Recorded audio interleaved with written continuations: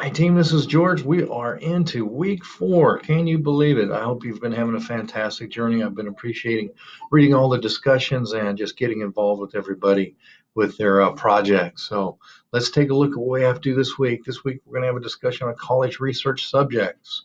Now, we have 3 things that are going to be due on Monday. And the first one, you can do the quiz at any time. So when you click that quiz, it's going to be all on experimental and non-experimental research. So any reading that we've done on that will be highly beneficial, which primarily was this week. So I want to kind of show you how to think through these if you would. Now remember, there's a 45-minute time limit on this quiz. So as you go through, have your book or your electronic resource ready. So if you want to look something up, you can. These are open books. So here's a question. What is the main advantage of conducting an experiment using a within subjects design rather than a between subject design? So instead of going and re-looking up both of them, go down your answers first. Within subject design prevents carryover effects. True or false? Is it? If it is, keep that on your list to do. If not, throw it out. Don't use it. Within subject design controls more extraneous variables. Is that true? So take a look. So everything says within subjects here. So that's the one that you should have ready and prepared to look at when you go down your book, and it will be, it should tell you pretty plainly which one is the correct answer. So that is how the quiz will work. So remember, open book, 45 minutes to do. And then we have our IRB full review and our informed consent with correction. So I will be getting your informed consent back to you by Wednesday, so you can work through that. If you used a typical informed consent, the one that I attached, or another one from UC or another school, it will have minimal revisions, if any. So hopefully most of them will be, I'll just send them back and then you pre-post them in this one here. If you do have some minimal revisions, just make the revisions and post it in. So this one shouldn't be a big stressor. That stress of creating that will hopefully be over from last week, but I'll have that back to you by tomorrow. And when we go to week 4, I wanted to talk about, or show you actually, the IRB full review. There's a lot of stress about the IRB review forms and these. So we just had the limited version last week, so now we're going to look at the full one this week. And to do that, I believe I have that open already. Full review. Use this form and don't get too hung up on make it so it's readable and it's to the point. Don't feel that you have to stretch things out when you're writing. So your title, you already have your title. You probably already have a project summary. Probably already have a research question. So just copy and paste those in. If you don't, your project summary. If you're doing gum chewing project, what's project summary for one of gum chewing and cognition, I believe it was. So this project, this study will be conducted looking at how people perform under pressure while chewing gum or whatever your subject may be. So couple sentences, that's all it is. It's not the major research question. That's one question. What's the question you're trying to answer? It's very important that this one is succinct, because if your research question is all over the place, then your research is not going to be focused enough to help you. So the research question, do people have better cognition when chewing gum, things like that. So whatever your research question is, copy and paste it. Foreseeable benefits. What are the potential benefits associated with this project? Is anybody going to get a benefit from this project? My guess would be probably not. So you can actually answer that, no foreseeable benefit. So they're not getting paid. They're not going to be able to get this information and make a life-changing benefit in their life. But so a possible foreseeable benefit would be they will receive the results of the study. So it's not going to be anything earth-shattering here for those benefits, foreseeable benefits. Target sample demographics. How many total subjects? What is the age range? So if you're doing your family or anything else, because this is just us and it's not an official study we're going to publish, we can just say it shows a non-random sample of family members between ages. Make sure everyone's over 18, please. between 18 and 55 or whatever they may be. Inclusion and exclusion criteria. All that means is, what did you use to include people in your sample? What did you use to exclude people of your sample? So my inclusion was the participants had to be family members or close friends of the family. Exclusion was people not related or close to the family. That could be something like that. Or inclusion for, I did a project when I did mine using mental imagery. My inclusion was they had to be a professional uh, martial artist, professional fighter, and the exclusion, professional or amateur fighter with a minimum 6 months training. Most of my exclusion criteria was pretty much the same thing. They had to have a minimum 6 months training in a martial art. So that is the exclusion criteria, and it's stated that simply.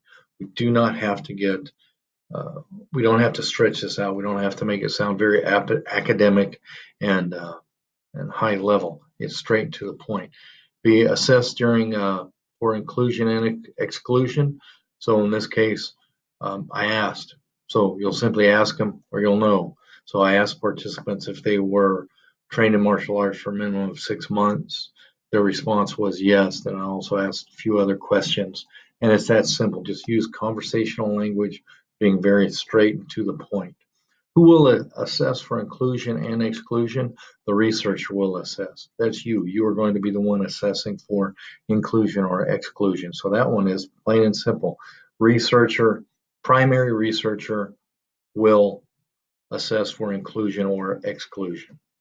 And that's it. We're moving on. So far, it hasn't been a whole lot of writing. It's just been straight and to the point.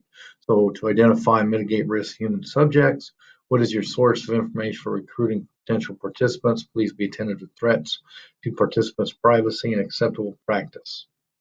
To distribute invitations to broad population as person self-identify as meeting more narrow criteria. So if I don't know if anybody's going out and getting a random sample, but if you are, just go out and get the random sample and say what you're doing and how you're protecting the data.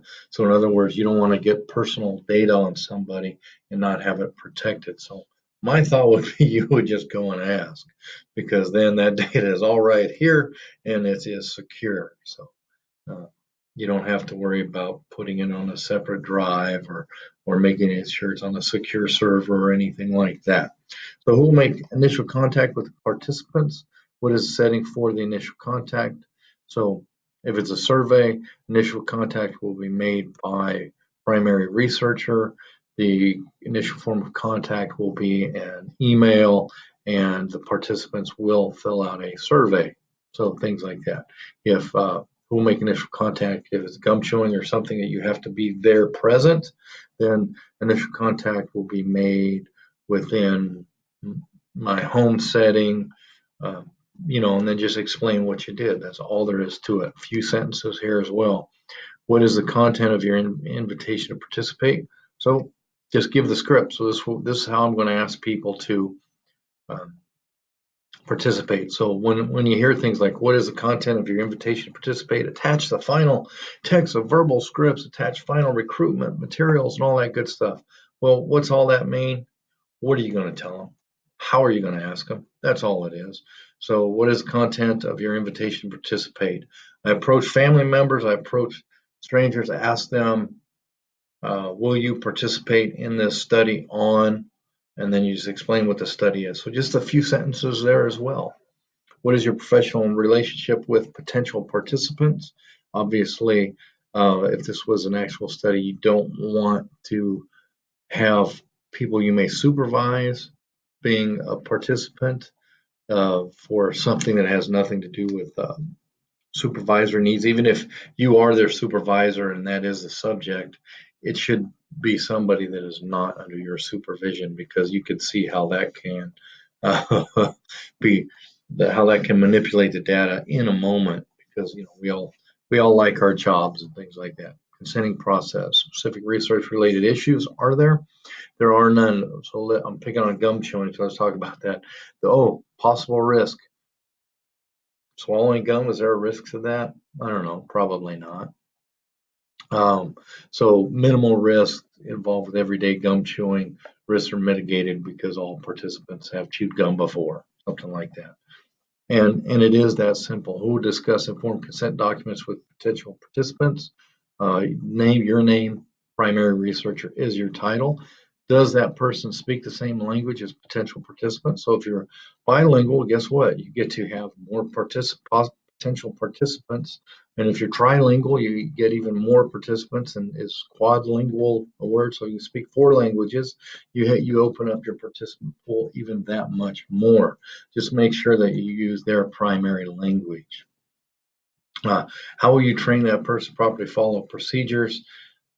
Be aware. So this one is where a lot of people get tripped up. How will you train the person properly follow procedures of informed consent and be aware of confidentiality?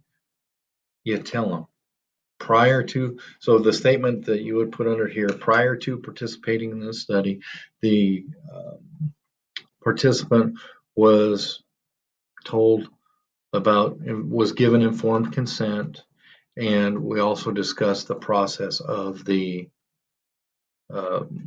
study. So if it's taking a survey, you just tell them you're going to take a survey, you're going to answer this many questions, and this is the topic. It's pretty much that simple.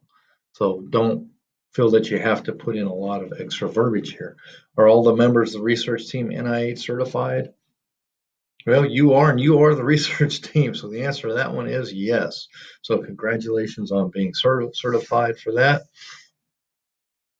And then can be stored. So where are you going to hold it? Informed consent documents. So after this, you can actually destroy them. Like when I do studies and I have informed consent documents, I have to keep them for the 7-year period. But because this is just within our class, we can destroy the document. So you can burn them, shred them, whatever you plan on doing, and just state it. Do you plan to use electronic surveys? Some of you, the answer is yes. Do you agree to decline the privilege of access to personally identifiable data? Always answer that one as yep. You do not want to give out any personalized data for anyone. Confidentiality of data, data retention, storage. So my suggestion would be if you do keep this, keep it on a secure drive, your own laptop, something like that if you want to keep your results. So data retention storage, this will be only accessible on my laptop, which is password protected. Done. Risk for physical discomfort or emotional distress. There is no risk for emotional discomfort or stress. If for some reason so the way to answer that is there is no foreseen risk of physical discomfort or distress if participant feels that they are physically uncomfortable or emotionally distressed. They are told that they can remove themselves from the study at any given time, and there are no consequences to that. So that is exactly how you handle that one. How will the researcher respond to evidence of physical discomfort? Now in this one, what you would give them is there is a site, so you can just send them. In this case, you can just send them to, I forget it. I will post it in the announcement though. My apologies for that. And then your research methods are the last thing for quantitative studies, for qualitative studies. So which type of study are you going to be doing? Primarily, it looks like we're going to be doing quantitative. There are some qualitative studies that are being done. So just go down through treatment and control conditions, including evidence for safety of participants, randomized procedures. What all this means is these are just all academic E's for treatment and control conditions, include evidence for safety of participants. Participants will be taking, so if it's a survey, participants will be taking a survey from their comfort of their own home or wherever they may be on their phone, whatever it may be. Randomized procedures. The procedures are randomized and told to the participants, data collection instruments, survey, test, whatever it may be. So whatever you're using to collect, so it's going to be the actual thing. So if you're doing one where some people are chewing gum, you're going to write down the test for when people are chewing gum, not chewing gum. Just depends how you have the process setup, data analysis procedures. I will be comparing, you know, results from person to person, group to group, however you're going to do your data analysis. So we're going over that quite a bit this week. And qualitative studies, same thing, data analysis procedures, including coding and software. So if you're doing an interview, you have to code the different parts and components of your interview, and you just simply state that there. List approximate dates for major activities in your research plan. So what that means is when you're going to complete it. That is exactly what that means. So I hope this helps. This should not be a big stressor, because just keep it just keep it so it's straightforward and to the point. You don't want to stretch things out. When you fill out IRB forms, if you give too much information, then people can look too deeply into it and create their own conclusions about it. You want to give them just enough to it answers that question. So I hope this helps. Have a fantastic week, and I'm always available. See you online.